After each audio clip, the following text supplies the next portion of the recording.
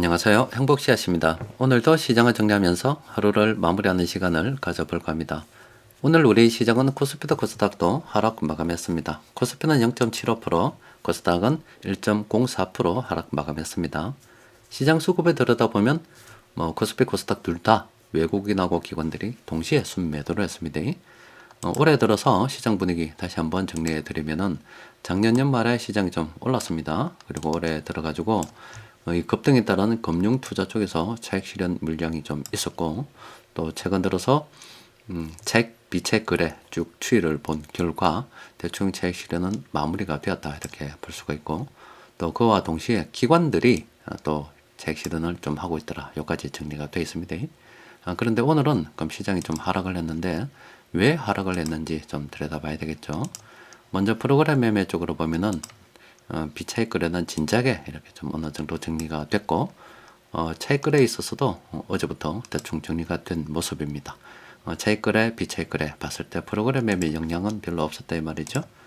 그리고 시장 수급을 들여다보면은 전체적으로 볼 때 이 전기전자 쪽으로 이렇게 순매도가 많았고, 그 나머지 업종은 개별 종목 장세가 이어진다 이렇게 볼 수가 있습니다. 그러면은 기관들 차익 실현도 아니다 이 말이에요. 그럼 오늘 시장이 하락한 것은 이 전기전자 업종 쪽으로 순매도가 많아서 그렇다라고 볼 수가 있겠죠. 관련해서 오늘 오전 여러분들께 AI를 통해 가지고 물론 소스를 좀 던져줬지만은, 그럼 시장이 지금 어떻게 움직이고 있는지 국내 증시에 대해서 판단을 해볼 때 삼성전자 실적이 나왔는데 지금 이 실망감으로, 사실은 이 외국인들도 단기적으로 삼성전자 좀 많이 매집을 했습니다. 그래서 지금 차익 실현하는 물량이 좀 있다 이렇게 지금 봐지고, 또 그리고 성장 모멘텀 앞으로 삼성전자가 어떻게 될 것이다 이런 좀 보고서들이 좀 더 나와야 되겠죠. 그래서 개별 종목 장세가 좀 이어진다, 차별화가 예상이 된다, 이렇게 시장을 정리할 수 있겠습니다. 삼성전자 실적이 좋지 않아서 그렇다.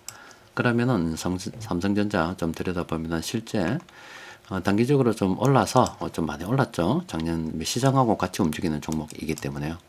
그래서 이렇게 좀 실망감으로 물량을 내놓고 있다. 그리고 수급을 들여다보면은 외국인 투자자들이 삼성전자는 오래전부터 물량을 매집했고, 또 최근 들어서 시장이 오를 때 단기적으로 좀 요때 매수한 세력들도 있거든요.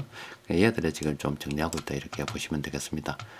삼성전자 이쪽에서 어느 정도 또 물량이 나올지 모르겠습니다만은 지금 정리해보면 차익 실현 물량은 대충 프로그램 매매 정리됐고, 기관들도 정리된 것 같고, 이제 새로운 이슈 삼성전자 실적이 나왔는데 실망을 해서 매도 물량이 좀 나온다. 삼성전자가 대충 어느 정도 마무리가 되었을 때 시장은 지수가 어느 정도 저점을 찾겠다, 이렇게 또 대충 정리를 좀 해볼 수가 있겠죠. 시장 수급을 볼 때 세력들이 오늘 공통적으로 순매수한 종목들이 좀 있습니다.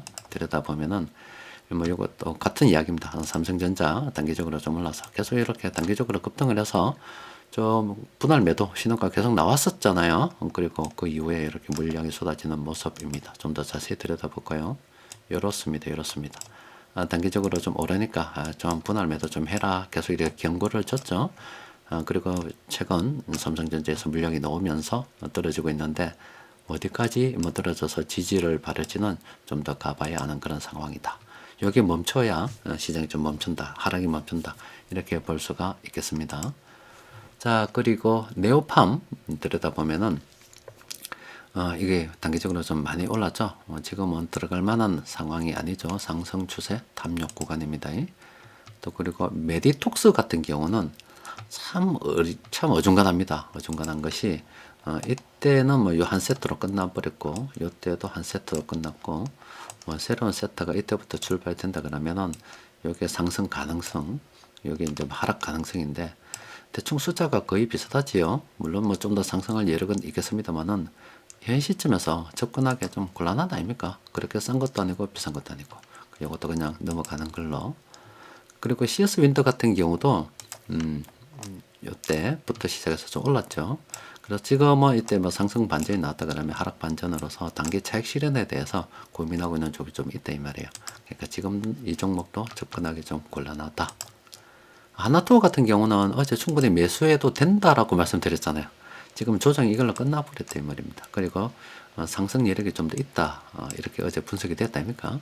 근데 지금은 이제 뭐 전고점까지 넘어선 상황에서 사실 출격 매수하기는 좀 그렇습니다만은 상승 여력이 좀 더 남아 있다. 이렇게 보시는 게 좋겠고. 또 한화 에어로스페이스 같은 경우도 이게 뭐 이럴 때 좋을 때지 지금은 사실상 뭐 들어가려고 하기는 곤란하죠. 이것도 들어가면 안 됩니다.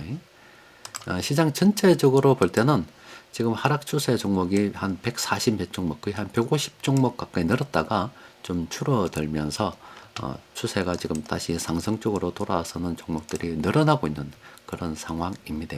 우리도 세력들이 공통으로 매집하는 종목, 오늘 같은 경우만 하더라도 특히 보면 전기전자 업종 뭐 제외하고 나머지는 개별 종목 장세가 지금 계속 이어지고 있기 때문에 뭐 오늘은 별로 뭐 들여다볼 종목이 없었습니다만은 세력들이 공통적으로 매집하는 종목들, 그리고 그 와중에도 또 우리가 매수 좀 싸게 매수할 수 있는 적정한 위치에 있다 그러면은 긍정적으로 검토하는 게 좋겠죠. 자, 오늘은 여기까지 정리하도록 하겠습니다. 오늘도 고생하셨습니다.